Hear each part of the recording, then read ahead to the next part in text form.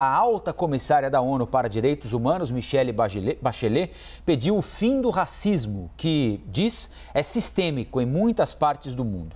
E quer também uma ação imediata de governos para erradicá-lo. O relatório foi publicado nesta semana. Mais detalhes com o Pablo Rely, nosso editor de internacional, que leu o documento, viu quais são os pontos mais importantes e vai contar para a gente agora, não é, Pablo? Bom dia. Bom dia, Colômbia, a todos que nos acompanham. A gente deu uma esquematizada nesse relatório publicado, então, pela ONU esta semana. Este é o relatório, então, da ONU sobre o racismo, no que, como você mesmo disse, Michelle Bachelet chamou de racismo sistêmico no mundo.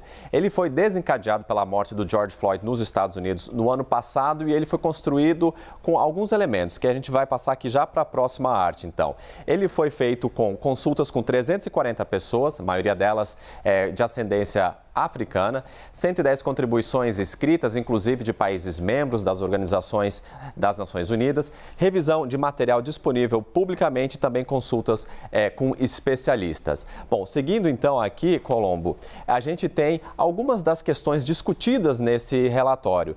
Enfim, os afrodescendentes, eles têm então uma probabilidade maior de enfrentar o desemprego mais alto, receber salários mais baixos, o pior acesso à educação e à saúde, além de ocupar cargos menos qualificados e estar pouco representados em cargos de gestão. Eles ainda têm uma dificuldade, uma probabilidade menor de ter acesso à moradia adequada e de viver em bairros segregados. Essa probabilidade, então, maior. Bairros também considerados desfavorecidos e perigosos, segundo o relatório da ONU. Além disso, a gente pode, então, destacar também que tem a probabilidade dos afrodescendentes de terem uma participação insuficiente nos processos de tomada de decisão e na vida pública, e isso acabando ali numa bola de neve que não para de aumentar. Então, são alguns desses elementos já, então, discutidos aqui no início desse relatório. Agora, Pablo, o relatório destaca também a importância de olhar para a história para conseguir entender a situação de hoje, né?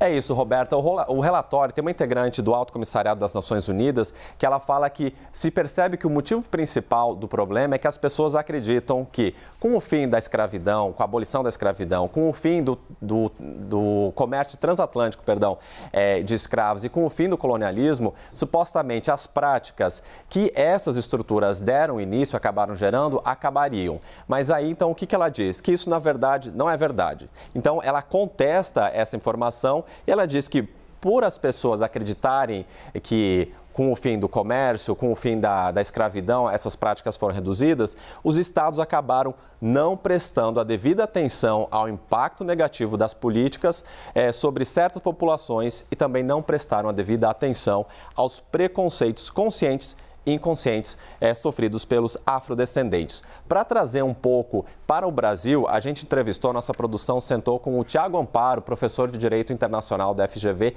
que comenta um pouco sobre o impacto e as consequências do legado da história brasileira.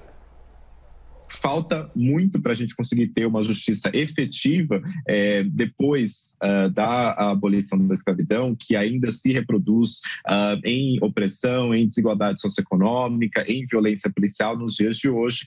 Primeiro, reconhecer esse passado. Segundo, reconhecer que a gente tem que ter políticas efetivas para lidar com esse passado que se reproduz nos dias de hoje. Pois é, como o Tiago falou, então esse passado ele acaba se reproduzindo nos dias de hoje, inclusive também na questão do cumprimento da lei. Essa é a próxima arte que a gente trata aqui. Esse relatório, então, ele fez uma análise de 190 mortes por partes de agentes do cumprimento da lei e acabaram olhando de maneira mais próxima 7 mortes, inclusive de 2 brasileiros. Então, esses dois tiveram uma análise maior, essas 7 mortes tiveram uma análise maior. E o que foi concluído, então, ao olhar para essas mortes, para os padrões que se repetem com essas mortes? Responsáveis raramente punidos. Famílias enfrentam dificuldades no acesso à justiça e a gente tem um fator muito complicado que é a presunção de culpa das vítimas. O Tiago Amparo também fala sobre como os 2 casos de brasileiros, da Luana Barbosa e do João Pedro, acabam ilustrando essa relação apontada pelo relatório. O caso da Luana Barbosa e o caso de João Pedro ilustram dois contextos que o relatório da ONU identificam como contextos que levam à violência policial e onde acontece mais a violência policial. O policiamento de pequenas visórias, pequenas questões que poderiam muito bem ser resolvidas de outra forma, e também o caso de operações policiais grandes, muitas vezes teatralescas, que não têm um resultado efetivo em segurança pública. Pois é, a gente acompanhou aqui, então, o Thiago Amparo trazendo um pouco desse relatório para a nossa realidade brasileira e como ele acaba influenciando as práticas do dia a dia. E, Pablo, o que o relatório diz que nós temos de fazer para enfrentar o racismo, governo, sociedade em geral? Bom, a ONU, Colombo, ela fala que a situação ela é insustentável e por isso ela traça, então, 4 pilares de como a gente poderia começar a procurar uma diferença, para mudar. Mas a ONU pede uma ação mais rápida para acelerar esse curso, esse processo de modificação. Bom, então, um dos pilares é parar de negar a história e começar a desfazer as estruturas do racismo. Um pilar número 2, a gente tem aqui a busca por justiça, o quão é importante você traçar e responsabilizar as pessoas que cometem crimes e contra afrodescendentes e a construção de confiança entre as comunidades. Número 3, muito importante também, afrodescendentes precisam ser ouvidos. E isso não significa somente na esfera individual, segundo o relatório. Eles precisam ser ouvidos nas instituições governamentais, e isso de baixo até em cima.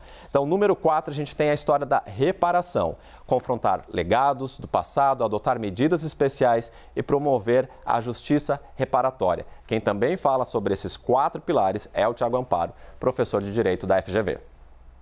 O relatório, por deixar muito claro essas 4 áreas, contribui muito para o debate sobre como a gente avança nessa pauta de justiça racial, justiça histórica e responsabilização da polícia.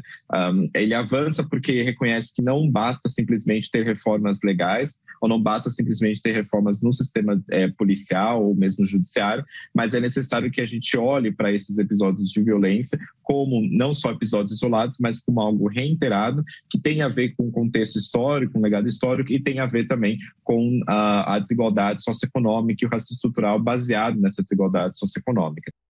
Bom, o Thiago Amparo, ele fala na questão da reparação. E o relatório da ONU, ele fala bastante que essa reparação, a gente não está falando somente de indenização financeira, e sim várias atividades, como reformas no sistema educacional, inclusive. Bom, a gente tem aqui, para terminar, 2 frases ainda, uma que sai do relatório, que é: a desumanização dos afrodescendentes sustentou e cultivou a tolerância para a discriminação racial, desigualdade e violência. E a gente termina aqui com uma frase da Michelle Bachelet, que é: o racismo estrutural cria barreiras para o acesso de minorias a empregos, serviços de saúde, moradia, educação e justiça. Colombo e Roberta.